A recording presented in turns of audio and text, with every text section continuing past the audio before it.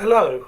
With the country experiencing a wave of strikes by public sector workers demanding higher pay rises in line with inflation, I thought this ballad from Roy Palmer's A Ballad History of England about the colliery strike, the coal miners' strike during the 1926 general strike, was topical once again. It's called Where the Trouble Lies. I'm afraid there's no sheet music for it. It runs, Where the trouble lies. There is trouble in England on this very day.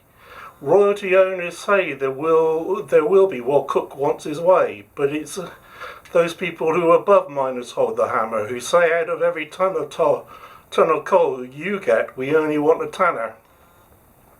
It is this class of people who have got the cheek, who never get out of bed before 10, not one day in a week.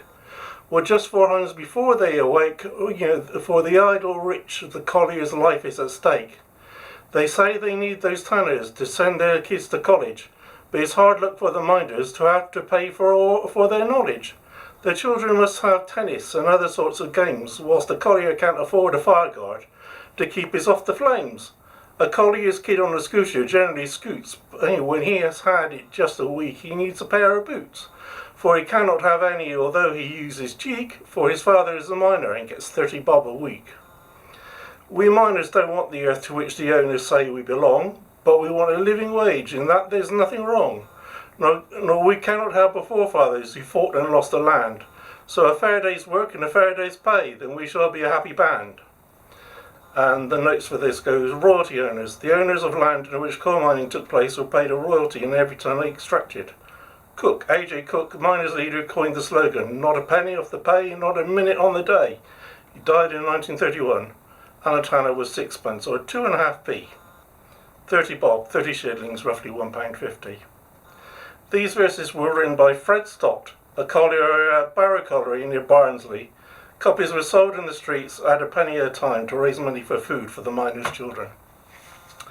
And they give an extract from one of the, from Walter Greenwood's There Was a Time, who writes about his native Salford in his, it's his biography, who writes about his native Salford and talks about the collier strike.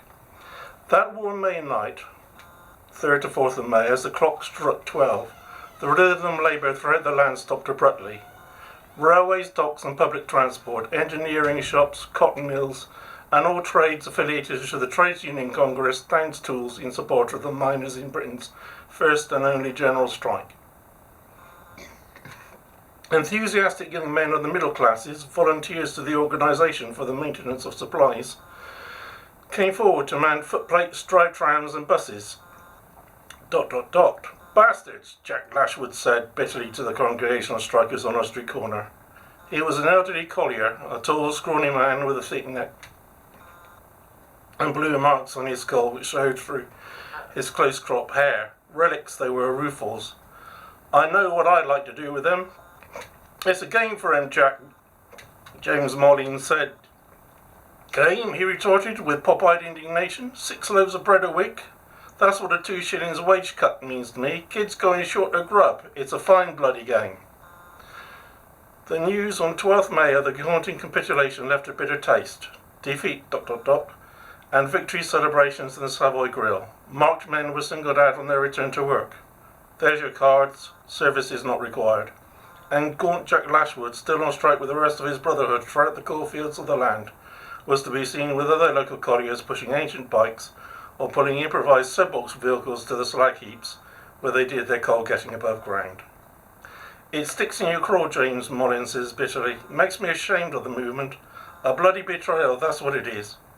And, as though to rub it in, Jack Lashwood and all the coalfields stuck it out through summer and autumn until winter and starvation drove the miners back to work on the owners' terms. Well, I hope the contemporary strikes are rather more successful and that a settlement can be reached with the government to give the strikers the pay they need. Thank you.